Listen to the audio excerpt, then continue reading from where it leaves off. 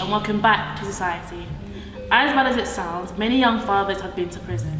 Many fathers then leave prison only to return, but where does that leave their children? How hard is it then to become visible to a society that doesn't want to see you through a positive lens? Here I have Kyle to open that conversation.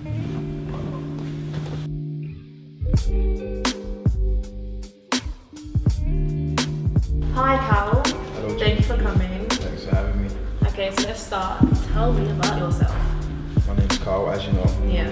I'm 31 in a couple of weeks. Happy birthday in advance. I was going to say belated, but Yeah, well there you go. Alright, cool, not in the future yet. But yeah, I've got 4 kids, 2 identical twin boys, the 14 mums, a 9-year-old daughter, and an 11-year-old boy. Full house. Full house, strong. But obviously by the age of 30, I think that's actually, I'm nice. Like, cause when I'm in 10 years, when I'm 40, my oldest will be 21. Yeah, It's that's brilliant. decent. Yeah, that's brilliant. We'll go out raving, go and do our thing. Trust me. No, it's good. Like, I like it. Like, I like having a full house. Yeah. Because it's nice growing up with a big family. So, yeah. Okay, so before being a father, what were your plans for your own life? Before being a dad, when I was younger, there was quite a few times that I didn't really think past like the following year. Okay. Like I just felt, well, I'm trying to get through this year.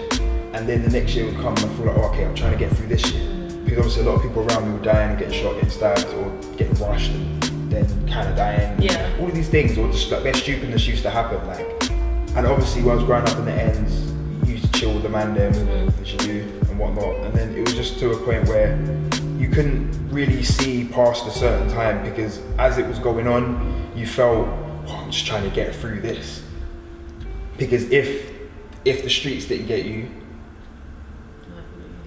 life will get you. Yeah. Like, because your depression is a bitch. Can I swear? Well, you have now, so it's okay. Oh, yeah. It's okay. Yeah, but depression's a bitch. So it's like there's all sort of angles. So it was like all these little things, and then there's health problems as well. Like, Yeah. that if the streets don't get you, depression don't get you, health problems will get you. Like all these things. But anyway, yeah. So I just wanted to be alive, be healthy, and it was just that for every year that came until. Has that changed since you've had kids now? No, because I still want to be alive next year and the year after that. So it's just like, but it's more, you think more towards the future than you did pre-kids. So now post-kids, I think more about the future. Yeah. How I want to be, where I want to be, what I want to be like, how I want my kids to be, and the position I want them to be in. A position that I went in at their age at the same time, so yeah. What is it like being a dad? And what's the difference between being a dad and a father? Yeah. I say this a lot, like, it's the cliche thing that everyone can be a dad. Yeah. Like, you can lay down with a woman, ejaculate, I'm a dad. But like, being a father is actually something that means so much more. It's like, you're there, you're in that child's life every day, every week, every month. Talk to them, we wipe their tears, Yeah. teach them how to, from the small things, from to brush your teeth, tie your shoelaces, to how to be like a better person, to how to be like a decent person in society, all of these things there. So, like, being a father, I'd say, hands down is the best thing. Or to be a parent, but obviously I'm going to speak from a father's perspective, obviously. But yeah, being a dad, best thing ever. I couldn't imagine doing anything else. Like, I couldn't imagine me not wanting to be a dad. Like, prior to having kids. I couldn't think how I think now. Because then I didn't think that I'd be the dad that I am now. But now I'm a dad. It's like I see my kids and think, this is where it's at. This is where it's supposed to be. Has that come from your own parents, your own father? Feeling like you can... No, because when I was born, Yeah. my dad died not too long after. Oh, well, okay. Yeah, because he had epilepsy. So it's like, my auntie told me the story. She tells me a few times, but it's a bit hazy. He was drinking, but he wasn't supposed to drink, but he was drinking to celebrate that I was born. And then she said that she came in his room the next morning and she found him, he choked in his tongue because he had a fit in his sleep and there was no one there like to help him. Yeah. So that was that story. So it's like every year that goes on, every birthday that happens, I always think, because when I was younger I used to think, oh, so if I wasn't born, he wouldn't have died. Because you kind of start thinking that you get this guilt that you think, but then obviously I got older and it's like, as your mind, it gets more dense and you think kind of deeply about things. So it's like, I weren't kind of thinking on that sort of terms no more. It was like, it's the way it was supposed to be. Like, if it is, it is. If it isn't, it isn't. It'll be what it'll be. It's just one of them ones. So it's like, I would grow up with my mum, because there was a time it was just me and my mum. And my older brother, he went to go and live with my grandparents in Dominica. Why is that? I don't know too much, because you know, sometimes with your parents, you don't go deep into why things were sometimes. It's just, that's what it was. And I've never really asked her, because it's not me she sent to Dominica, so I don't need to ask you. It's like, when he decides, oh yes, why did you send me this, that, and another? I just felt at the time, it just, my granny was like, oh yeah, I'll take him to Dominica, because they worked their lives here. They went back to Dominica. It was like, oh yeah, I'll take him, because that was their favourite. He was their favourite. My granny can't stand me. Like, she can't stand me. Why? Like, literally, she cannot stand me. I don't know, because I was always a bad youth. Okay. I suppose I was always a bad youth. I was always getting in trouble, always getting beats. Like, always breaking her stuff. I used to go, because they used to live in Ellsbury. So when my mum used to bring me down there for the summer, I used to go there. I used to break her stuff, break her ornaments, all of them things there. And then she hates me from there. And I used to run away a lot. Just bare stupid stuff. You were a bad youth. Yeah, I was a bad youth. But I was a smile, kind of happy youth, but I was a bad youth. So not having a father, has that affected the way you treat your kids in terms of being present now? Do you know? Yeah, again, it's that cliche thing. Like, when you don't have something, you want to give the next person the things that you didn't have. So it's like, as I now have children, I have 4 of them. So it's like, for each one of my children, I try to give them the best individual time that I can, because I know I never had that. So it's like, I know that I never had it, and I never will have it. So I don't know what it's like to have a dad or to have a father. I don't know what that's like, ever. So obviously, when I'm giving it to them now, it's something all the things that I used to think of when I was younger that I would have liked to done, or that I would have liked to have talked about with my father, all these things, this is what I try and do with them. So I just try and do everything that I couldn't.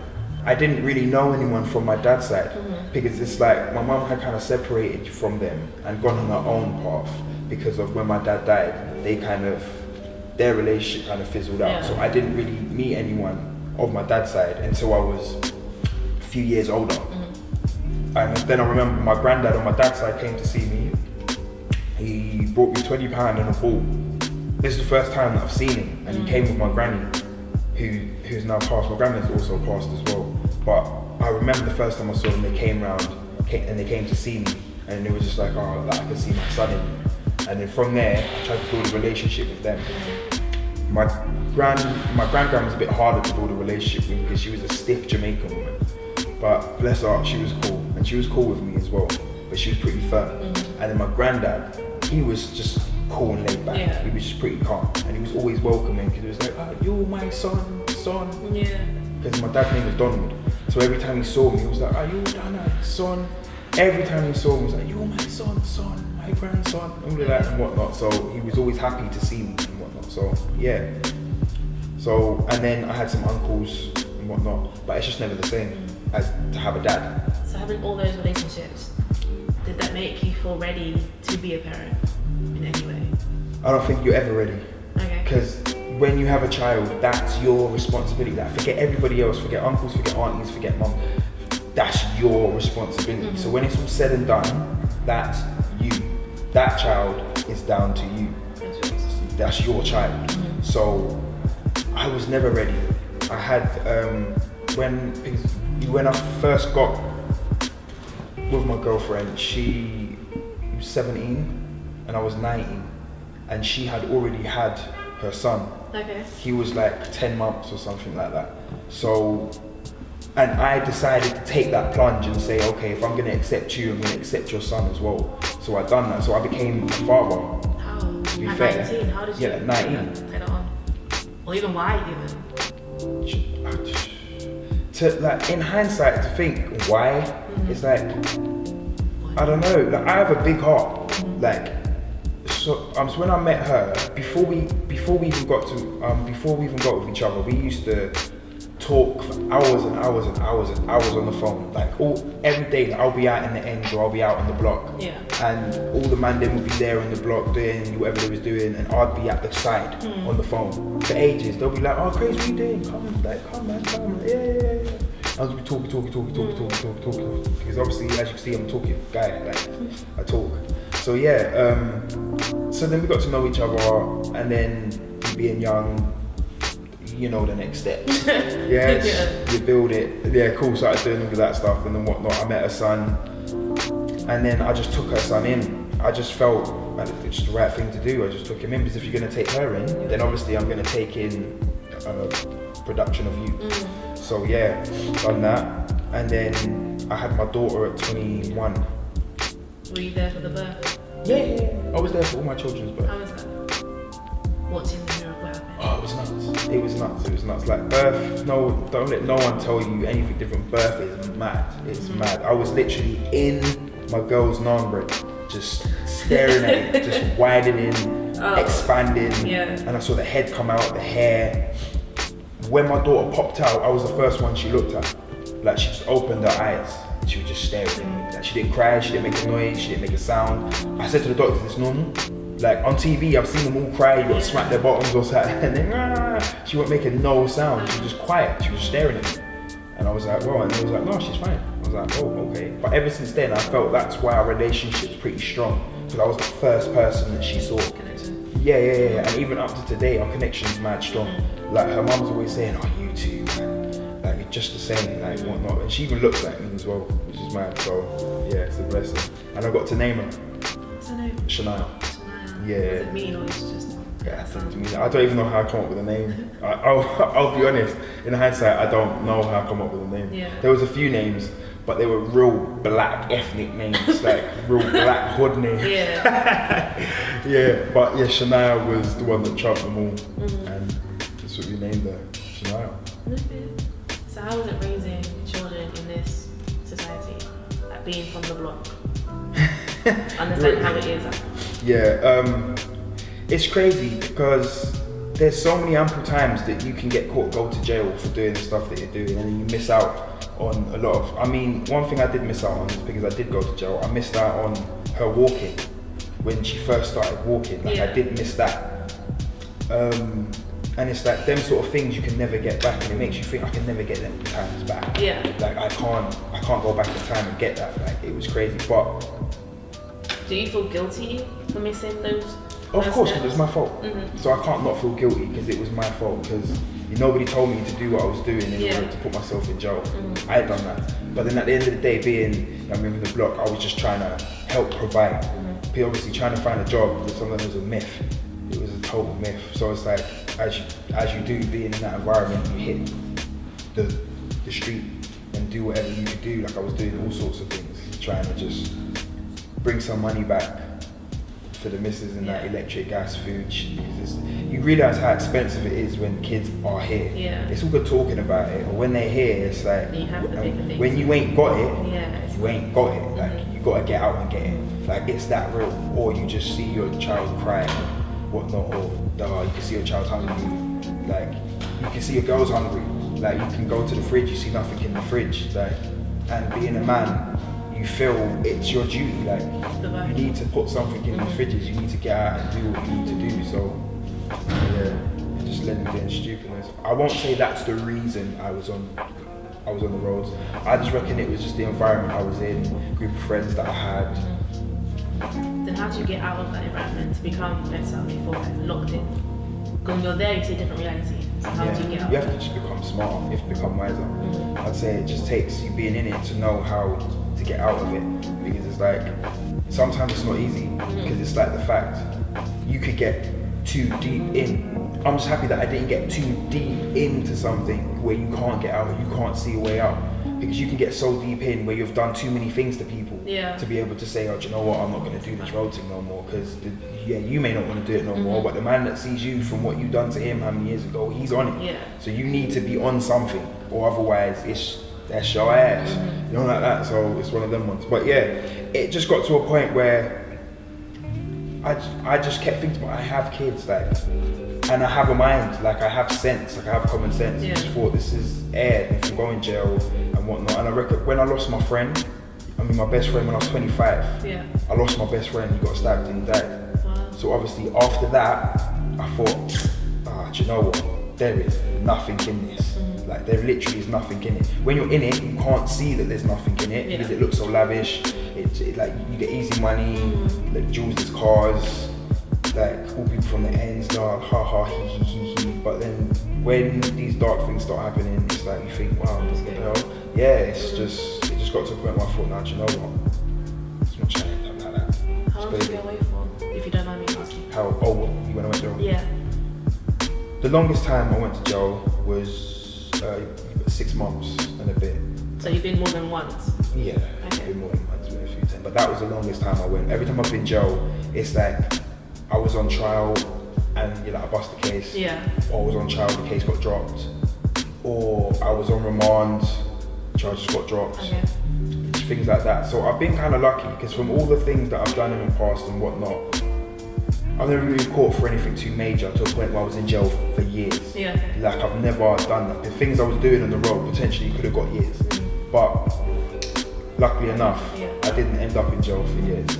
So obviously it just made me think, come on man, you're getting too much touches. You need to just think about it and do better. You have kids. Yeah, exactly that. That's always the main thing when it comes down to it. You have kids. And I don't want to be one of them guys that's in and out of jail. And then your kids are just like, oh yes, where's your dad? Oh yeah, he's in jail. Do they understand the concept of someone going away? Yeah, explain to them. If you do shit, you go to jail. Well, obviously, like I didn't say that to them if you do shit, but if you do things wrong, you go to jail. Or like you go to a place where that's where a lot of people go who have done wrong. And do you want to take a drink? What? Oh. Yeah. Yeah, no. See the fruits. Yes. Please. See that? I don't know what sort of. Was it you? Yeah. Thank you. I proper like this. This is some grown Scarface stuff. You're talking big business. Yeah, what was I saying? How supportive were your friends and family when you did go away? Listen, when you go to jail, just forget it. Nobody cares. No one cares. Nobody cares. But you know what it is? When you go to jail, you shouldn't expect people to care. Nobody told you to put yourself there. So it's like a lot of people are like, oh, when you go to jail, they won't write you, they won't send you this, they won't send you this. But why should you expect that? You shouldn't expect people to take their hard-earned money to send you. Your fault. You put yourself there. The same way you was hitting the street doing what you was doing, you got caught.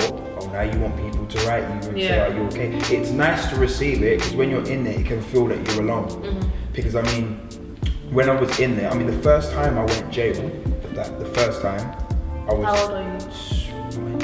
20... No, I was like 21, 22. Okay. And that was the first time I went jail. Like all before that, I was getting nipped, police stations for days, not cool. But first time I went jail, I was in a police station for like a week. Like generally, because I got locked out, which means that there's no space in all prisons, nowhere. So I had to go back from court, I had to go to the police station in Catford, and I was in a police station for a week, sweating. It was the worst in my life, being in a police cell for a week. I just started reading bare James Patterson books, like big crime novels and that. He took me through. But yeah, I went jail, and it was my now girl, well, my baby mum. Oh, so she's not your girlfriend that's she used to write me, come and see me, she'd send me money, all sorts. My cousins used to come and see me a lot as well. And my auntie, my mum, my granny, my granddad used to come and see me. But when it comes to bedrooms, you don't really hear from bedrooms. I did because I was on the case with a couple of my friends and they used to write me from their prison. And he used to write me to my prison to see how I was doing and what I used to write him back. But apart from that, you don't hear from no one. You're kind of forgotten about, out of sight, out of mind. Yeah, it's one of them ones. But it's like you need to wrap your head around it. That's just how it goes when you go jail. Nobody cares. Do better. You said you have boys. Are you afraid of the possibility of them going down the same path you did? Of course, because that's in like how we grow up, like the way it is now. Yeah. It's just like you're either a perpetrator or you're a victim. This how it seems nowadays. Like there's just the one or the other. you're either in it or it's being done to you. Like, and it's crazy, and it's like, you can talk to your kids so much, but when they step out of your door into the world is a savage place. I teach my kids, the world is savage. That's why at home, I'm not too harsh, but I'm pretty harsh, because if you're not going to be harsh with your children, the world's harsh. How are they going to know what harsh is? Like, how are they going to grow thick skin if you're just been mollycoddling them at home all the time, being pretty and sweet? Who teaches them? Love. You as well. Okay. You have to teach them everything, because I'm not just like a drill sergeant at home, but I'm firm. But they know that I love them, because I say it all the time, because I have a big heart. I'm kind of a softie, like I'm always hugging, I'm always kissing, I'm always picking up my twins, I'm always hugging and kissing them. I'm always hugging my older guy, I'm always putting my arm around his neck, like, oh, what's going on? Like, I'm always picking up my daughter. She's 9 and I still pick her up, because that's my little princess. Like, I'm kind of like that, I've got a big heart. So they know I love them, and I always try to make sure they know that love is about, you can smell it in the air. Because I think that's the main thing for a child to know, that they're loved. Because a child growing out kind of feeling unloved, that leads to so much psychological problems in the future. And I'd rather kind of deal with it now than have to deal with the problems then, when you're like a broken child or a broken teen. It's hard to unlearn being loved and to... Yeah, that's what it is. So I'm firm, but comfortable firm. I'm not firm to a point where you think, oh, he's way harsher. But at the end of the day, I can be harsh, because if I'm not harsh on you, how are you gonna know what it feels like when you go out there on the street? So when people are being harsh to you, you're gonna start crying all the time, or you're gonna be upset, or you're gonna take everything to heart. You shouldn't. Just understand that the world isn't as pretty as it is at home. But that's what I try to build them up for. But as a boy growing up to be a man, it's hard nowadays, man, because there's a lot of stuff going on and the world's just getting worse. So what values do you give them? So as a young boy, he's going to school in that sort of 11 age range. What do you need to tell them if anyone comes your way? This is what you do. Protect yourself, essentially. Well, as a man, it's like, I'm not gonna lie. I'd say you don't be a bully. Like my children know that for a fact. I can't stand that. I hate that. You don't be a bully, because what gives you the right to tell anybody anything about how they look, how they dress, you don't know their parents, they might not have the money. You don't know if they may have a problem that's wrong with them. You don't know, so you don't ever do that to nobody, which they don't. But when it comes to things like that, it's like, if you get hit, I give you all permission to hit back, because that's how I grew up. You won't hit me and I'm not gonna hit you back. But I'm not gonna try to put my hands on you, like, prior to you hitting me, because it ain't really about that. I have no reason to attack you. But even if you get into an argument, you have an argument, learn how to diffuse things. Like I always teach them, learn how to diffuse an argument. Don't fuel it. Communication is key, because I talk a lot. And at home, my daughter says it a lot. You always talking, Daddy? Yeah, I'm always talking, but I hope you're always taking me in, because I'm always saying something that has part relevance to your life and to mine and to your future. So yeah, they're pretty cool when it comes to them sort of things. They don't really get into altercations as such. But then you can't be a pussy as well, because don't do that, because you see nowadays, like I say, the world is savage. They smell fear, and then as a black man, you have to be careful. Yeah, definitely, believe me. And it's like, but that sort of thing when it comes to race and whatnot, I'm not even gonna lie. When it comes to my children, I don't teach my children too much about race and this, that and the other, because children only know from what you tell them. You start trying to teach your kids about race, this, that and the other, the way they go out into the world is now they're gonna see it black and white. It's not black and white. There's a vast amount of people in the world. You don't need to see people for colours. I don't need to teach you about colours and whatnot. They know, oh yeah, he's white, oh he's black, he's Chinese, this, that, he's mixed race, this, that, and another. Yeah, they know that. Like, my daughter's closest friend is white. Like, my son's closest friend is mixed. He's like Moroccan, he's got some Spanish in him. It's the next thing. Do you understand? So they know diverse. They know diversity.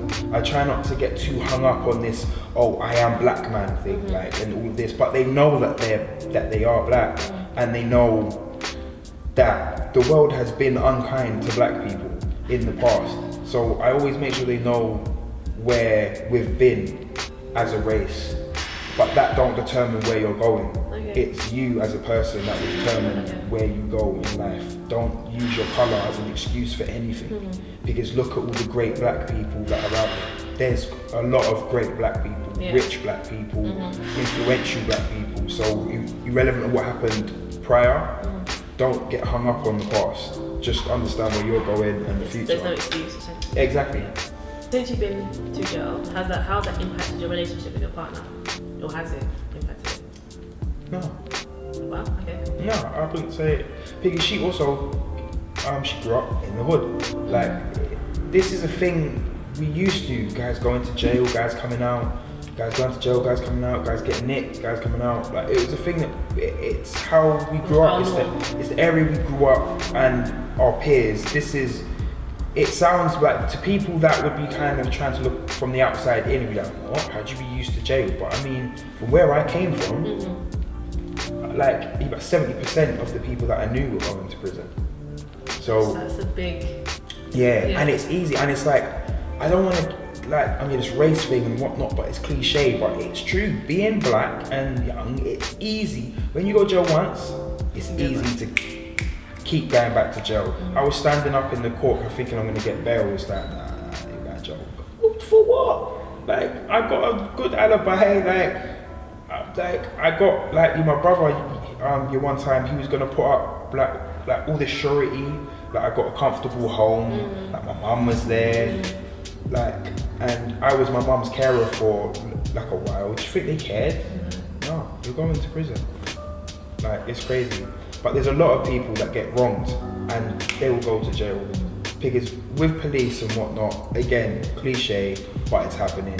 The racism is ridiculous. It's absolutely ridiculous. That's another thing that I teach my kids as well. But they respect police, because at the end of the day, it's everybody wants to talk rubbish about police. But if, God forbid, your little child gets raped, or you get raped, or your child gets robbed, or whatever, who are you calling? You're gonna want the police. So it's it's all good to keep bashing them, but not all police are bad. So it's about opening their eyes to certain things. To judge.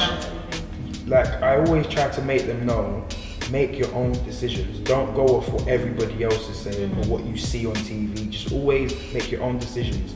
Get your own information. Try to dissect the information.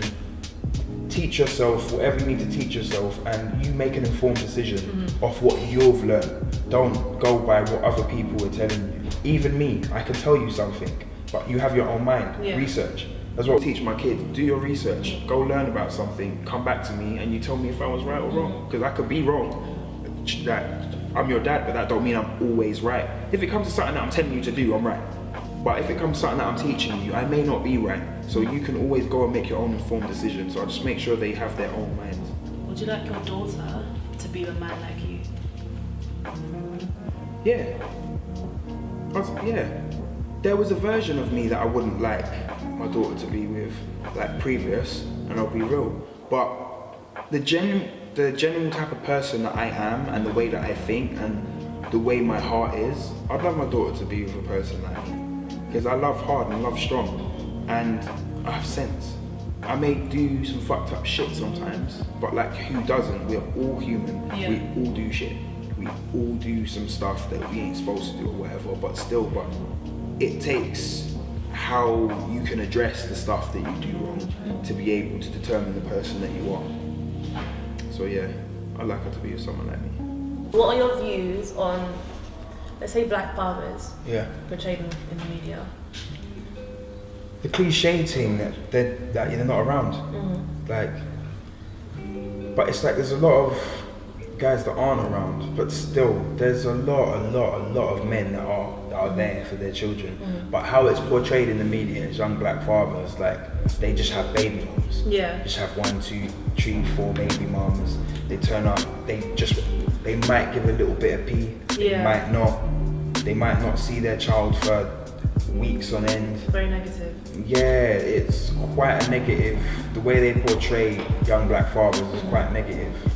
I thought it should be a lot more light shone on black fathers that are actively in their children's life. And a lot of people will be like, oh, why do we have to shine light on black fathers? Can't we shine light on fathers? But still, it's black fathers that are put in a negative light. on the fact that they're not in their children's lives. When they Hence are, why. it's just not Exactly, when yeah. they are, but it's just not shown. What support do you personally think fathers need to be a dad? Just like how single moms have. I reckon there's a lot of men are being dads young. I feel that they need guidance, man. They just need, I don't know, like a person like me or a person like anybody that's a bit older, that's already been through it, that can talk to them, that can kind of hold a group for young fathers and tell them how it is. Like tell them what to expect, to be there for your child, because that's the most important thing you could do, is to be there for your child. Irrelevant what's going on with you and the baby mum, if you're with her, if you're not with her, irrelevant. It's just the main fact is to be there for your child, because when your children grow up, it's a big thing in their life if their dad was there or not. Yeah. Like that's a thing that sticks in your mind. If your dad was there, if your dad weren't there. There's a lot of dads that aren't there. You may give money, but kids don't really care about money. It's time spent. Yeah. That's what the major thing is, time spent. Would you say that men need like a daddy daycare so they can talk to other fathers to relate and to I'd say that, yeah, because there's so many things for women, like the light's always that, like the men are in the shadows, everything's the woman, like there isn't too much things that are for men. Like I don't understand why, but that's just how society is nowadays. It's all for the woman. And don't get me twisted, like I'm not sexist, I'm all for women, but you also need the support to still, yeah, so what about the men? Like, you can't be a far from that's what I'm saying. And there's a lot of men that aren't kind of able mentally to deal with the trauma that comes with being a dad, especially being a young dad. Like, because there's a lot of girls that are parents young, but because they're a girl, there's a lot of like their parents or whatnot, or there's a lot of people that try to mollycoddle them, or oh she's young parent. But when it comes to the boys, the men, they just think, oh yeah, you're a man, it's cool, you can handle it and whatnot. And that's what I feel why men go under the radar. What is your version of being a good father? Again, being the best man that you can be in your children's life and being there. Like being able to be there when your child needs to ask something, when your child needs something, when your child needs time spent, to give them hugs when they need it. Like, I just feel that being an active role in your child's life is the best thing that you could possibly do. To be active, because there's too many men that aren't active. Yeah, they may give money, but that's not everything. To break that down to like 5 key principles into being a good father, like a step by step. Caring. Be shown abundance of love. Guidance. Empathy. Because a lot of people, you being a parent, take it for granted. Like, your children have feelings. Try and empathize with your child, which will allow them to know, like, oh, my parents are human too. Like, they know what I'm going through. There's a lot of people try and brush that over, and they don't take in how their child feels. Exactly. So a child will feel that they can't go to their parents because you don't understand. Try and empathize with your child. What was we on? 4? Yeah. So 5 now. 5. Fun. Kids love their kids, innit? Have fun. Because a lot of people get kind of hung up on, oh, I got to go work, I got to do this, or like I have to get the money in, I have to be there. But then you lose track of the fact that have fun with your child. The great moments and memories. Yeah, of course, because that's the main thing. Because when you get older, when you're old and grey, what do you have apart from memories? Like, forget money. I'd rather have memories than money any day, because it's the memories that will bring way more happiness than the money could ever do. Fathers in your shoes, what message would you give them? No matter what, always be there. Just always be involved. However you got to be involved. Always be hands-on, always be involved. Just always be an integral part in your child's life. That's, I feel, the main thing, because a lot of men aren't. So just always know, no matter what's going on in your personal life, with you and your baby mum, whatever, always be a part of your child's life, whatever you got to do. So essentially fight it. If there's trouble, fight the urge to just bounce, just try to... Yeah, of course, because that's always the easiest thing to do, bounce. Oh, there's trouble with the baby mum, so I'm going to bounce. Too many men do that, especially from my generation and younger. Too many men think, oh, do you know what? She's too much headache, bounce. It's easy, right? No woman can be too much headache than the love you have for your child. Because your love is greater than anything. Do you know that? So it makes sense. So I just hope all these things that we talk about now can help a younger guy to be able to go, do you know what? Yeah, for real. Because one man's problem is another man's manual. Boom! Got it. Thank you, Right point. Yeah, no. No problem, but I had to squeeze that one.